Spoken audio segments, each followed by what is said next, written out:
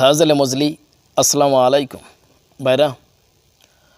হযরতে বিলাল রাদিয়াল্লাহু আনহু ইসলামের এক অন্যতম সাহাবী। হযরতে বিলাল রাদিয়াল্লাহু আনহু ওনার যে মালিক ছিল ওনাকে আঘাত করত, কষ্ট দিত। বিলাল রাদিয়াল্লাহু আনহু উনি ছিলেন কালো।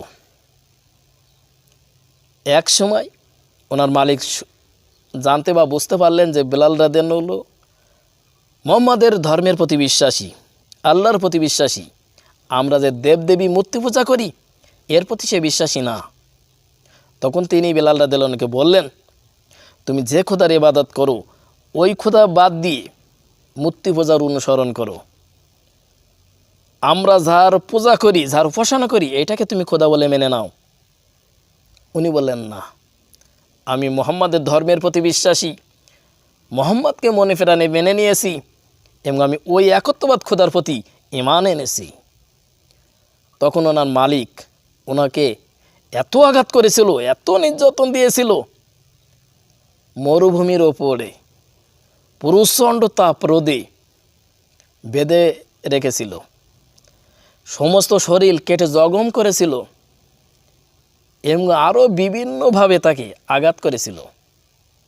তারপরও তার মুখ থেকে সেই আল্লাহর ভালোবাসা মুছতে পারি নাই।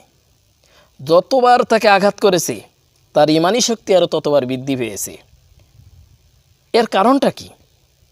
দেখেন বার আপনার কল্লেবের ভিতরে সেই শক্তি, ঐশী শক্তি জিবরাইল আমিন আল্লাহ রসুলের কলবের পরে দিয়ে গিয়েছিল। ওই শক্তি পর্যায়ক্রমে বিভিন্ন পর্যায়ে স্টেপ বাই স্টেপ কামেল মোকামেল মুর্শিদ তাবে তাবিনীর মাধ্যমে কামেল মোকামেল মুর্শিদের সংস্পর্শে এসেছে। ওই শক্তি যদি আপনার কলবের ভিতরে ঢোকে তাহলে আপনার ইমানি শক্তি বৃদ্ধি পাবে। কেউ আপনাকে আঘাত করলেও এক পাও আপনাকে ইমানি শক্তি থেকে অর্থাৎ আল্লাহ তাআলার রাস্তা থেকে দূরে সরাতে পারবে না।